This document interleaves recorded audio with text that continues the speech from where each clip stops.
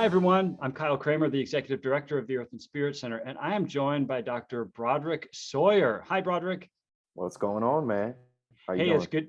Good. It's good to see you again. Before we turn the cameras on, we were just reflecting on how much time had passed since we'd last seen each other, and I just am convinced that COVID is actually just this black hole time warp that that has erased the last not just 2 years, but maybe 3 or 4.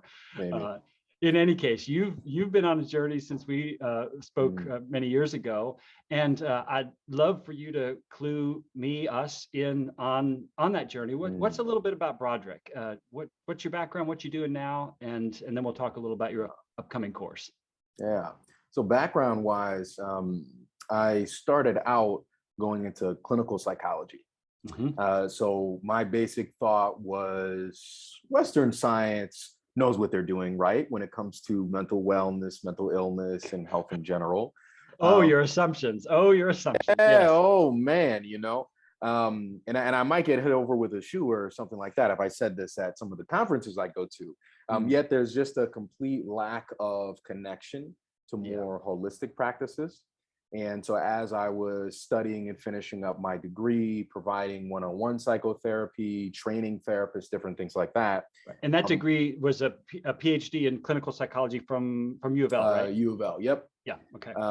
So then as I started to see the limitations, of just Western psychology and thinking, that's when I started to get into meditation. I started to study Eastern philosophy, more indigenous or cosmic knowledge in the body, in the chakras, connected with Mother Nature herself.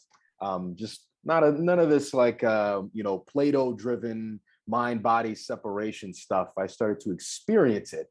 And through those, so that's the philosopher Plato, not the toy squishy stuff Plato. There you go. Okay. Yeah. This whole I can just see myself as separate as I started to experience my own connection beyond my mind through meditation, about a 6 year or so practice, yoga, the chakras, the cleaning, all of that, aura health stuff.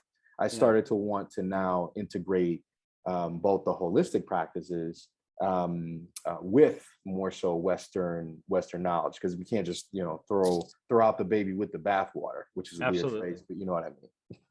I do, or at least I think I do, and I'm in your camp. I would not want to just take herbs if I had just been in a car crash, but I think there's all kind of healing modalities that are necessary, and I'm a both and thinker for sure. So you're going to be teaching a course with us this fall. And the kind of the frame up for this, as I've said in a few other similar videos, is that we at the Earth and Spirit Center, and I'm sure you'd agree, recognize that we have all been through this collective trauma of the past 2 years, and we've been through our own individual flavors of that collective trauma. And so a lot of the courses that we're spinning up for the fall have to do with this recognized need for healing on all levels. That's physical, mental, emotional, social, etc. So much of the various fabrics have been torn. And so you're going to be teaching a course this fall called Self-Compassion. Tell me why self-compassion is an important part of let's just call it a COVID healing journey, or any healing journey for that matter. Any healing journey, really. When I was working as a psychotherapist, it was the hardest skill to teach.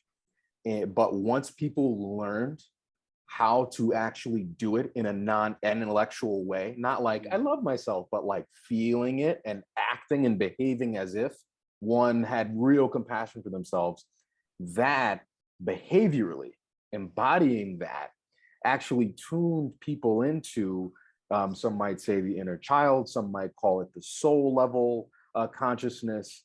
But really, it's that connection and embodied experience of oneness with nature. Yeah, and that's not just Broderick's opinion or esoteric Eastern philosophy. That's in the science. Self-compassion has got clinical research behind it too. Yeah, the clinical research, the Western. So here's for me. I see Western science here, and I see Eastern indigenous knowledge here. Why is that? Because it's not abstract, it's experiential. And when we look inside of ourselves, we see this exact thing. We might call it the soul, we might call it inner child, some might call it Buddha nature, Christ consciousness. It's just words, right? But when we experience that level of connection, there's no doubt. And that's where, for me, Western science is almost can aim at things, but we hit things when we go within. And that's the value of meditation. And self-compassion has a lot to do with, one, coming into the body, calming our nervous system. And this is, again, my issue with, not issue or beef, I guess, with Western science. No one is regulated in this society. And we have not, I don't think, ever really been emotionally regulated as a society as a whole.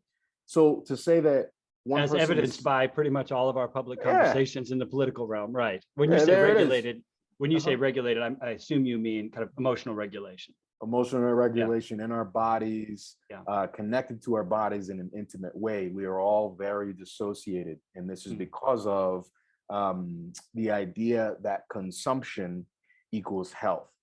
Consumption is a part of our economic system.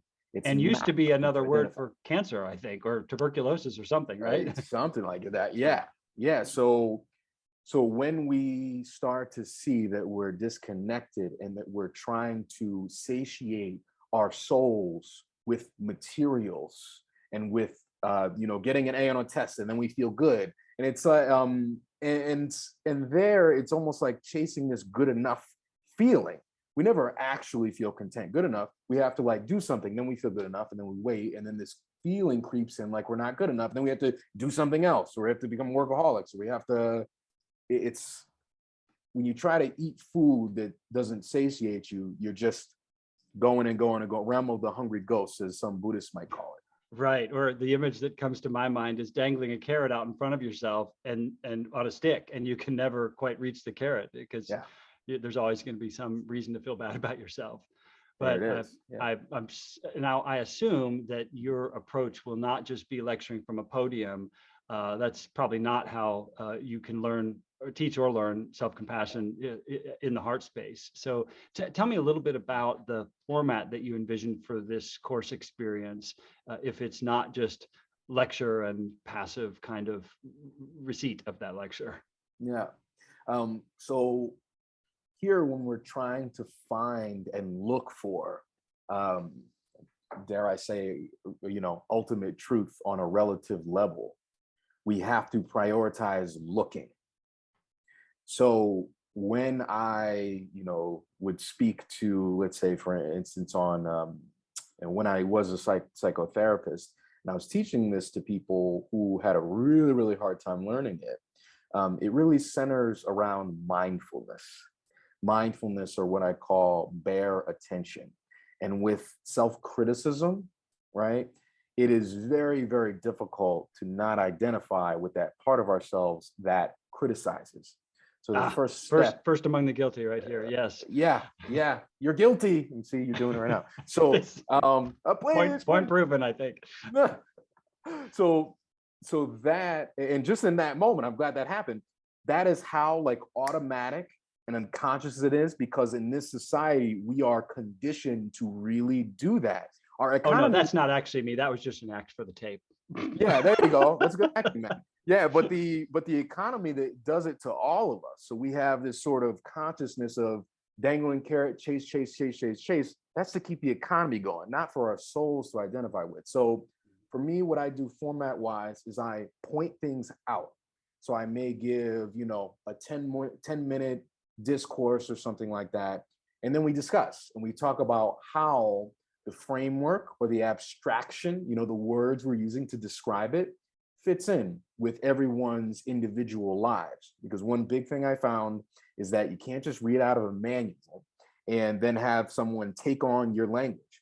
This is where self-compassion and connecting with the soul is about you discovering in a creative sense, what is this experience of feeling inside of my body without criticizing, feeling inside of my body, feeling good enough, feeling joyful, feeling playful, feeling connected, being kind and supportive to myself. What does that mean for individuals beyond the level of language, because this is where Westerners we get caught on language and we end up trying to fit in our experiences into language rather than just sitting, experiencing. So that is a sort of a shift that we want to make throughout the course. Abstraction, okay, let's ground this. Then people are going to ask me, what book should I read? What should I? But no. We'll have a journal. We'll have different contemplative practices, and then what we're also going to do is integrate whatever practices that people bring in that already tune them into that space. And I guess the last thing I'll say about this is, so I'm a former athlete, basketball player, all the way throughout college. And the best coaches, they don't just try to mold you into what they want you to do. They get a sense for your skills, and then they try to set you up to succeed, which is why Shaquille O'Neal wasn't at the 3-point line. Coach put him down there and said, hey, just dunk it. So everybody's got those slam dunks when it comes to self-compassion. It's just using our awareness, especially first settling into the body and learning about how our nervous system starts to panic unconsciously, and then how we come back into that space. And then we have to sort of wean ourselves off of self-criticism, which is difficult. But when we apply awareness, we can start to see, I did not feel so good because I'm in my body and I'm aware of that when I criticize myself. Then it's just a matter of taking that glove off, then you touch the stove. And then you see, what how I should be talking to myself, how I should be talking to other people. This is about increasing our ability to sense and really ground and feel into reality, feel what Mother Nature feels, really. My first reaction was relief that this is stuff that people can learn. But then as I heard you go on, I think what I would correct myself to say is these are skills that are probably innate within us and need to be brought forward, need to be coached, as you said, need to be discovered.